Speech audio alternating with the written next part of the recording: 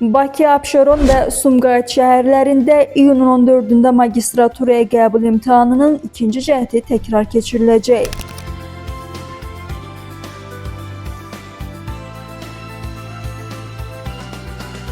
Today Press TV xəbər verir ki, bu barədə Dövlət İmtahan Mərkəzi məlumat yayıb. Qeyd olunub ki, bu imtahanda mayın 17-sində keçirilən imtahan üçün qeydiyyatdan keçmiş bakalavrlar iştirak edə bilərlər. Həmin bakalavrlar 21-23 mayda mərkəzin saytında yerləşdiriləcək keçidə daxil olmalıdırlar. Həmçinin diqqətə çatdırılıb ki, mayın 17-sində imtahanda iştirak etmək üçün buraxılış vərəqəsini əldə etmiş, lakin əlverişsiz hava şəraiti ilə bağlı gecikmə səbəbinə görə imtahanda iştirak etməmiş bakalavrlar üçün bu imtahan ödənişsizdir. Digər bakalavrlar isə istədikləri təqdirdə müvafiq qaydada ödəniş etməklə imtahanda yenidən iştirak edə bilərlər. Xatırladaq ki, Bakı, Abşeron və Sumqayıt üzrə qeydiyyatdan keçən 19.746 iştirakçıdan ilkin məlumatlara əsasən təxminən 17.912 nəfəri mayın 17-sində keçirilən imtahanda iştirak edib. Bu da nəzərdə tutulan ümumi sayın 90,7%-ni təşkil edir.